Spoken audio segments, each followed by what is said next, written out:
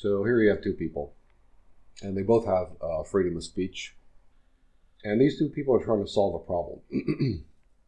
So let's say that this person says that the answer is 1, and this person tries to say that the answer is 0.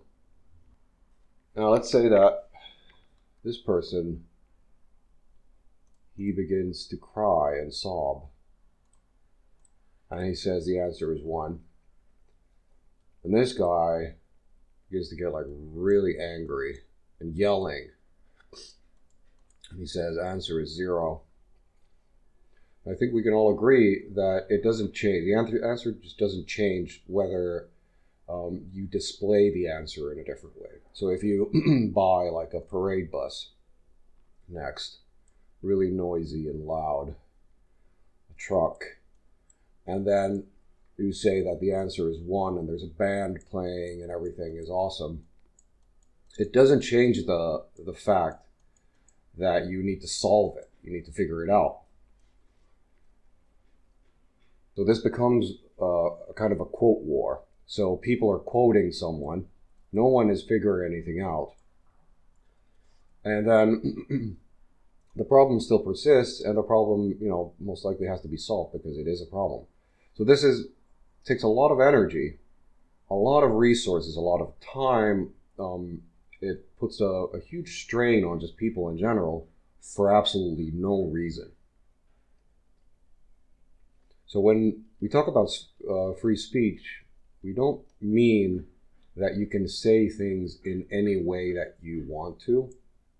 It doesn't touch on that. It means that you can say whatever you want to. But with all of this excess, like with all the marching bands and the yelling and crying and threats and everything, it doesn't make any sense. So it's extra stuff that might lead people astray.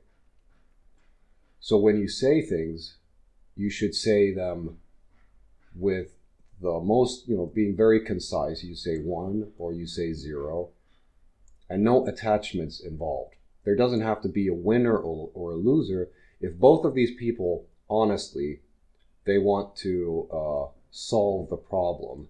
This is supposed to be a trophy. So both people want to solve the problem and they disagree. I think that's fine. People are wrong and people disagree all the time because they base their or their base of knowledge and information is different. So what is the best way to solve the problem? It is to share information with each other, talk about it normally without all of the excess that adds nothing to the actual conversation, and solve the problem. And most problems in life can be solved in 2 ways. They can both agree that if you calculate these 2 first, and then these whatever this is with that one, and then this one, they can both agree that all right, that equals something. But then when you define whatever you're doing, you say that this is the very well defined order of operations. So you do this first and then you go from left to right.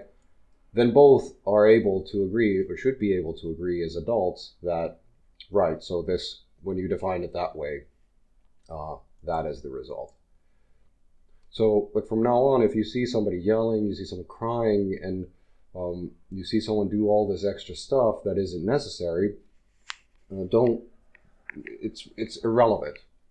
And you should stay away from them, not because what they say is true or false based on all the parading, but because it is very time consuming, it's very straining, it doesn't make any sense. So listen to the person who is calm. And if the calm person is wrong, then the other person must respond equally. They have to calm things down. Otherwise, we're wasting huge amounts of time on problems that could be solved in, a couple of days. This kind of problem could be solved in, a few minutes when you just define everything and everything's fine and you listen to the other person.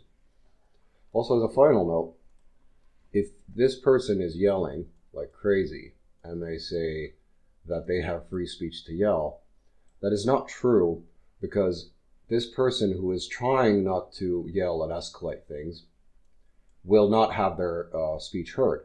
So if you interrupt someone and you keep yelling and you keep crying and you keep making things really confusing and straining and tiring to listen to, and you use all these things that are completely irrelevant to the point, you are blocking this person's free speech, and therefore you should not be allowed access to discussions in this way.